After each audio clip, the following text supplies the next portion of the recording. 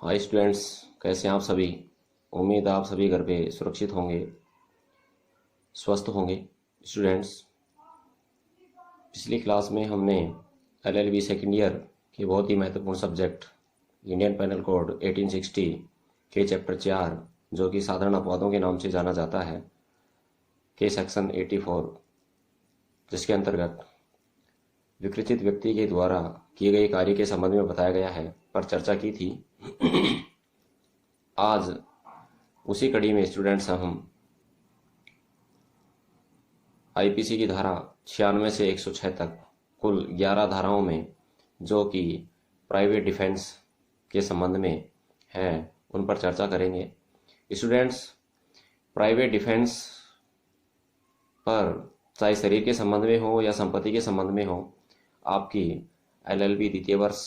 की परीक्षा में प्रश्न पूछा जाता है और यह टॉपिक प्रतियोगी परीक्षा की दृष्टि से भी बहुत ही महत्वपूर्ण है, इसलिए ध्यान से सुने और समझें। स्टूडेंट्स, प्राइवेट प्रतिरक्षा के अधिकार के सामान्य परिचय की बात करूं तो प्रत्येक व्यक्ति को अपने शरीर एवं संपत्ति की रक्षा करने का अधिकार प्रदान किया गया है। यदि इस प्रकार की सुरक्षा का अधिकार उपलब्ध नहीं होता तो शायद उसका शरीर एवं संपत्ति हमेशा खतरे में पाए जाते। शरीर एवं संपत्ति की सुरक्षा का अधिकार या रक्षा का अधिकार कानून द्वारा प्रदत्त है, क्योंकि राज्य पर भी व्यक्ति के शरीर एवं संपत्ति की रक्षा का दायित्व होता है। लेकिन कभी कभी ऐसी परिस्थितियां उत्पन्न हो जाती हैं जब व्यक्ति के शरीर एवं संपत्ति के खतरे में होने पर उसके पास इतना समय नहीं होता कि वह राज्य से अपनी सुरक्षा के उपाय प्राप्त कर सकें। अतः ऐसी परिस्थितियों में उसे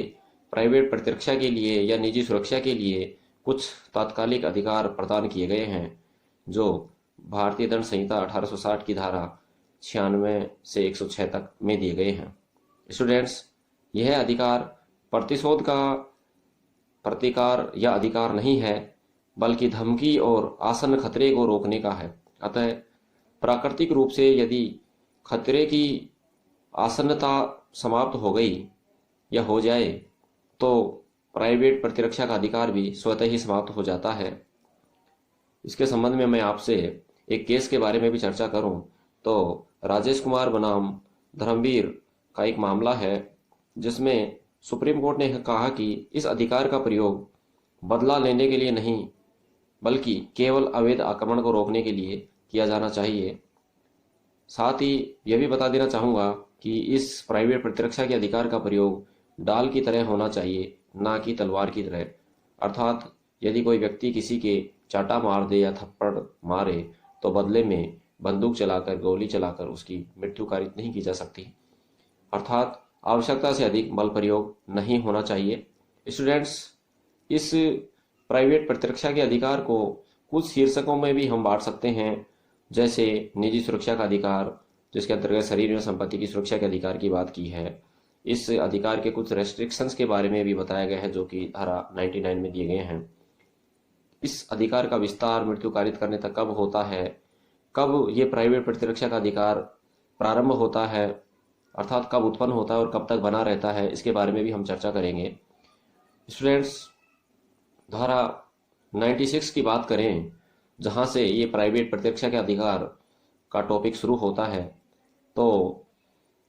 स्टूडेंट्स, धारा 96 में बताया गया है कि कोई बात अपराध नहीं है जो प्राइवेट प्रतिरक्षा के अधिकार के प्रयोग में की जाती है। अर्थात जब कोई व्यक्ति प्राइवेट प्रतिरक्षा के अधिकार का प्रयोग करते हुए कोई बात या कोई कार्य करे तो वह अपराध नहीं मानी जाएगी। साथ ही एक नैनाराम बनाम राज्य स्टेट का 1990 का केस है, जिसमें राजस्थान हाईकोर्ट ने स्पष्ट किया है कि प्राइवेट प्रतिरक्षा का अधिकार है, बदला लेने का अधिकार नहीं है। स्टूडेंट्स, इसी के साथ में इसी आईपीसी की धारा 97 में भी शरीर एवं संपत्ति की प्राइवेट प्रतिरक्षा के अधिकार के बारे में बताया गया है, जो इस प्रकार से है। धारा 97 के अनुसार ये बताया गया है कि धारा 99 में जो निर्बंधन दिए गए हैं, जो रेस्ट्रिक्शंस दिए गए हैं, जिनको मैं अपवाद भी कह सकता हूँ, दिए गए हैं, उनके अधीन रहते हुए प्रत्येक व्यक्ति को अधिकार है कि वह मानव शरीर पर प्रभाव डालने वाले किसी अपराध के विरुद्ध अपने शरीर और किसी अन्य व्यक्ति के शरीर की प्रतिरक्षा करे।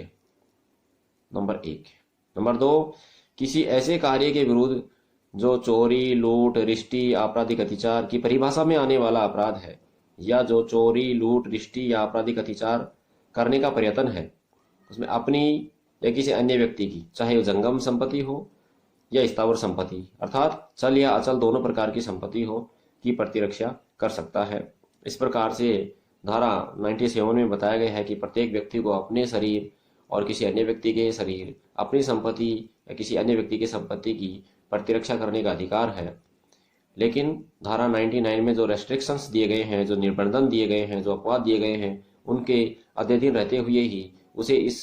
प्रतिरक्षा के अधिकार का प्रयोग करना है। इसके बाद में प्रश्न ये राइज होता है कि धारा 99 में कौन कौन से रेस्ट्रिक्शंस, कौन कौन से अपवाद दिए गए हैं, जिनके अंतर्गत रहते हुए ही हमें इस प्राइवेट प्रतिरक्षा के अधिकार का प्रयोग करना है। तो स्टूडेंट्स, उसके लिए हम धारा 99 की बात करें तो उसमें 3 खंड दिए गए हैं, जिसमें पहला है कि यदि कोई कार्य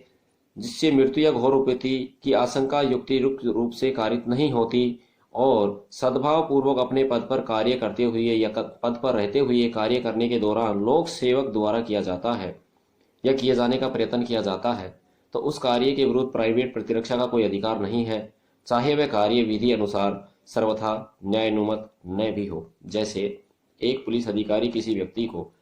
सद्भाव पूर्वक गिरफ्तार कर लेता है, तो जिस व्यक्ति को गिरफ्तार करता है उस व्यक्ति को पुलिस अधिकारी के विरुद्ध प्राइवेट प्रतिरक्षा का अधिकार प्राप्त नहीं होगा, भले ही उस पुलिस अधिकारी को उस व्यक्ति को गिरफ्तार करने का प्राधिकार न हो। इस प्रकार दूसरा खंड जो इसमें है, दूसरा पॉइंट है, उसमें बताया गया है कि कोई कार्य जिसे मृत्यु या घोरोपति की आशंका युक्तियुक्त रूप से कारित नहीं होती है और सद्भावपूर्वक अपने पद पर कार्य करते हुए लोक सेवक के निर्देश से किया जाता है या किए जाने का प्रयत्न किया जाता है, तो उस कार्य के विरुद्ध प्राइवेट प्रतिरक्षा का कोई अधिकार नहीं है, चाहे वह कार्य विधि अनुसार सर्वथा न्यायानुमत न भी हो। और नंबर 3 जो है उसमें बताया गया है कि उन दशाओं में जिसमें सुरक्षा के लिए लोक प्राधिकारियों की सहायता प्राप्त करने के लिए समय है, तो प्राइवेट प्रतिरक्षा का कोई अधिकार नहीं है। अर्थात यदि खतरे की आशंका, शरीर या संपत्ति की खतरे की आशंका के समय यदि इतना पर्याप्त समय है कि लोक प्राधिकारियों की सहायता प्राप्त की जा सकती है, तो प्राइवेट प्रतिरक्षा के अधिकार का प्रयोग नहीं किया जाएगा, लोक प्राधिकारियों की सहायता ली जाएगी। ये धारा 99 में 3 रेस्ट्रिक्शंस जो हैं, जो अपवाद हैं, जो निर्बंधन दिए हैं, उनके बारे में बताया गया है। अब हम बात करते हैं स्टूडेंट्स कि शरीर के प्राइवेट प्रतिरक्षा का अधिकार का विस्तार मृत्यु कारित करने तक कब होता है। धारा 100 भारतीय दंड संहिता में इसके बारे में बताया गया है। धारा 100 में बताया गया है कि शरीर की प्राइवेट प्रतिरक्षा के अधिकार का विस्तार धारा 99 में जो निर्बंधन दिए गए हैं, जो अपवाद दिए गए हैं, उसमें जो अपवाद हैं उनके अधीन रहते हुए हमलावर की स्वेच्छा के बारे में भारतीय दंड संहिता की धारा 39 में बताया गया है। वहां से आप समझ सकते हैं हमलावर की स्वेच्छा मृत्यु कारित करने या कोई अन्य अपहानि कारित करने तक है, यदि वह अपराध जिसके कारण उस अधिकार के प्रयोग का अवसर आता है वह निम्नलिखित प्रकार का है या निम्नलिखित भांति का है। नंबर 1, हमला ऐसा है जिससे युक्तियुक्त रूप से यह आशंका हो जाए कि हमले का परिणाम मृत्यु होगी। नंबर 2, हमला इस प्रकार का है जिससे युक्तियुक्त रूप से यह आशंका हो जाए कि हमले का परिणाम घोर उपैती होगा। नंबर 3, बलात्संग करने के आशय से किया गया हमला।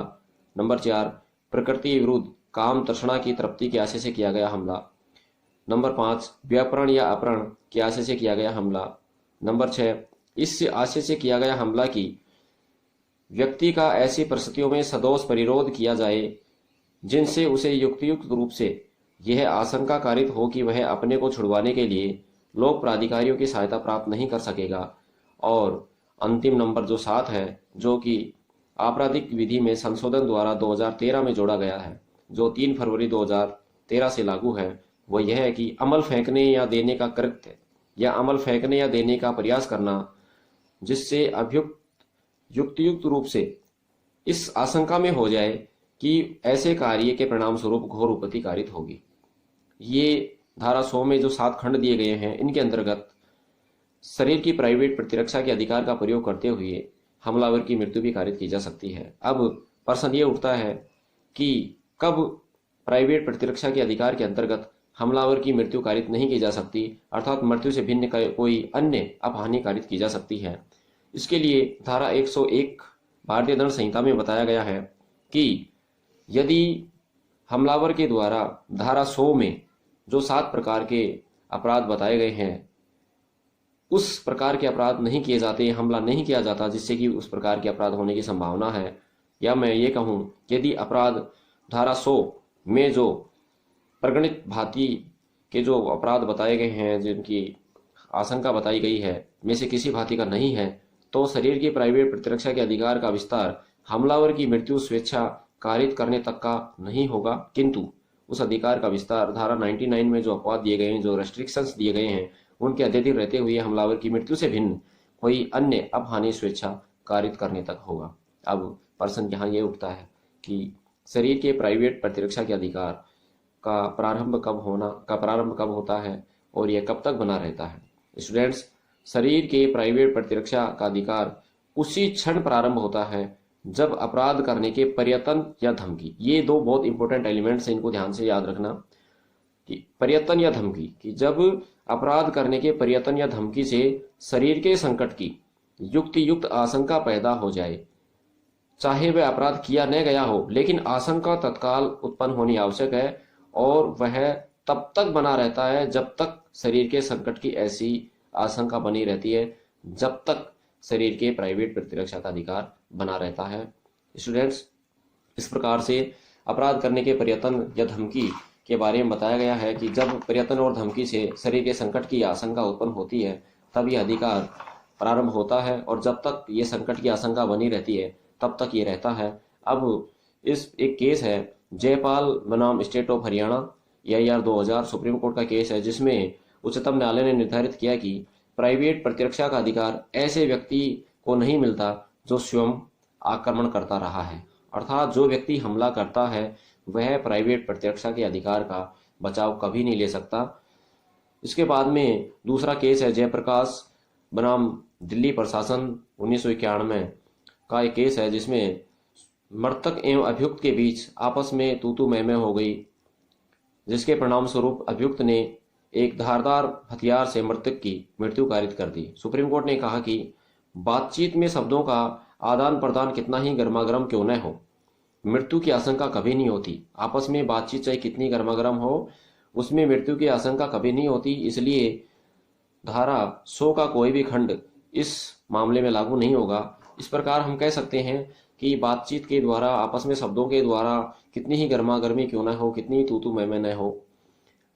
उसमें मृत्यु की आशंका बिल्कुल नहीं होती और प्राइवेट प्रतिरक्षा का अधिकार भी उत्पन्न नहीं होता। इस प्रकार से स्टूडेंट्स, ये शरीर की प्राइवेट प्रतिरक्षा के अधिकार के संबंध में हमने चर्चा की, जिसमें आपको अपने आंसर में धारा 96, 97 और 99 को शामिल करते हुए धारा 100, 101, 102 तक को शामिल करते हुए अपना आंसर देना है। आज के लिए इतना ही। मेरे विचार से आपको ये वीडियो जरूर समझ में आएगा। अगली क्लास में हम वापस मिलेंगे, तब तक के लिए धन्यवाद।